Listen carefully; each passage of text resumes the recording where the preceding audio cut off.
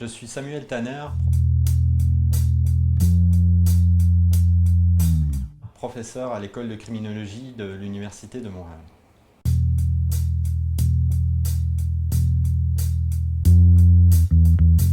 Il y a des statistiques, des enquêtes qui montrent aux États-Unis, notamment par le Pew Research Center, qui montrent que dans 95% des cas, YouTube fait l'objet d'une consommation quotidienne ou très fréquente par le jeune public. Et ce qui est intéressant, c'est que ces plateformes-là sont de plus en plus utilisées comme moteur de recherche. On est dans un univers numérique qui est aussi difficile à décrire que de parler de l'air que nous respirons, puisque toutes nos transactions sont désormais médiatisées par le numérique.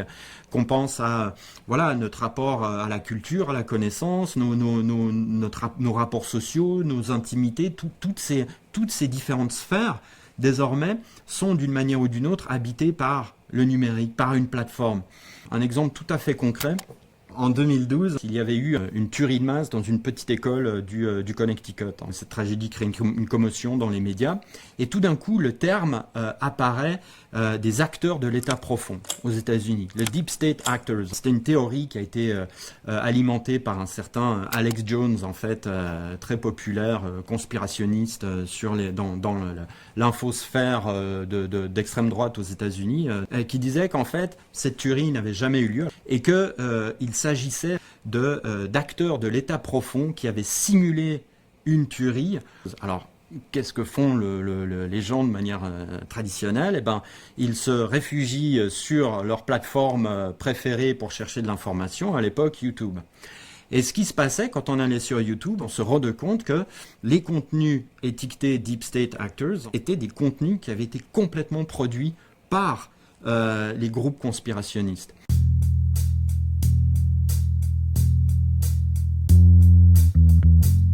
TikTok est un outil absolument redoutable dans la mesure où si au début en fait TikTok faisait sourire parce que on pouvait faire des dance challenge, donc des défis de danse où sans se connaître pour autant tout le monde arrive à se synchroniser sur les mêmes pas de danse. Certains ont immédiatement compris l'intérêt que cela pouvait avoir en termes d'influence des idées, de les transmettre. Alors Sigma, c'est une forme de syncrétisme, c'est-à-dire que la culture ou la communication Sigma, ce qu'on appelle une communication toxique, va à peu près faire feu de tout bois et de tout sujet. Donc c'est une communication qui va essentiellement mettre l'emphase sur la domination masculine, le contrôle de l'homme, du genre masculin sur les autres genres. Et à cela est associé un certain nombre de thématiques. La discipline, qui passe notamment par le sport, la salle de sport, une diététique aussi très précise. Et ce qui est intéressant aussi, c'est qu'il y a tout un modèle économique qui survalorise un capitalisme extrêmement agressif. Puisque dans ces vidéos-là, ce qu'on voit, c'est que les hommes possèdent, c'est-à-dire que c'est une survalorisation d'un modèle d'homme blanc, musclé, sain, qui sait gérer ses émotions, qui est dans le contrôle. Il suffit qu'un jeune homme soit intéressé par des techniques de séduction, par exemple, ou comment aborder une jeune femme. Quand on commence à s'intéresser à ce type de questions, très rapidement, des contenus de type Sigma vont apparaître sur la plateforme. Je parle de TikTok, là, en particulier. Mais voilà, donc c'est toute une série de vidéos très anodines, mais qui offrent des cadrages sur la manière d'interagir entre les genres et qui sont très populaires auprès des jeunes garçons. Il y a beaucoup de vidéos qui vont exprimer, par exemple, l'humiliation des femmes.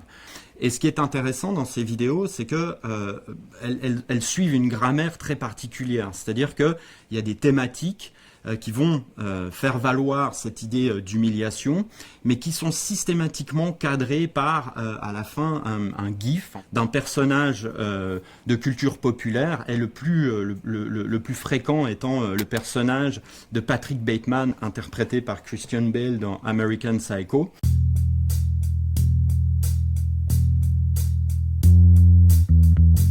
Pour produire un mème Sigma, c'est très facile. Vous allez sur votre plateforme préférée, on parlait de TikTok ou d'Instagram, il y a beaucoup de filtres. Dès le moment où TikTok reconnaît les hashtags que vous allez utiliser, va vous en proposer toute une série, mais y compris musicaux. Et le même a une fonction très particulière, c'est-à-dire que il permet de partir d'une dimension très micro, très localisée, un petit groupe qui crée du discours, mais à force d'être répliqué, imité, il prend de l'ampleur et il peut occuper une place beaucoup plus macro dans l'espace public. Il y a une invasion de la pop culture dans le réel. La diffamation, l'appel à la haine et à la violence sont des actes criminels. Ce discours-là va s'adapter de ces règles-là pour exprimer des idées qui sur le fond sont très problématiques, mais dans la forme ne semblent pas l'être. Quand on intègre ce discours progressivement, d'autres discours qui deviennent plus inquiétants, plus préoccupants dans justement l'équilibre des relations, sont de moins en moins problématiques à accepter aussi. On peut observer des transferts et une dialectique entre le online et le offline aussi. Dans un cas qui a occupé l'actualité en 2015 aux États-Unis, un jeune homme du nom de Dylan Roof a participé à l'attaque d'une petite église en Caroline du Nord, faisant plusieurs morts, toutes afro-américains. Et dans l'enquête qui s'est révélée après cet événement-là, Dylan Roof a expressément reconnu que ce qu'il souhaitait était de déclencher une guerre civile, en fait, une guerre raciale. Et dans les enquêtes qui ont été faites sur son ordinateur et par la suite, on s'est rendu compte que Dylan Roof était complètement inondé de contenu suprémaciste blanc sur une thématique très particulière aux États-Unis qui s'appelle la criminalité afro-américaine sur les blancs. Un mème a beaucoup plus d'influence pour le nationalisme blanc que des ouvrages ou des textes. Nous sommes dans un phénomène, je dirais, peut-être de moins haute intensité que de communication djihadiste, de communication d'ultra-droite, mais dans un phénomène beaucoup plus répandu au sein de la société. Et donc, en ce sens-là, il me semble s'inscrire dans des logiques de radicalité et de nécessité de prévenir ces mécanismes du cliquet qui font qu'à un moment donné, les gens basculent beaucoup trop loin dans ces croyances-là.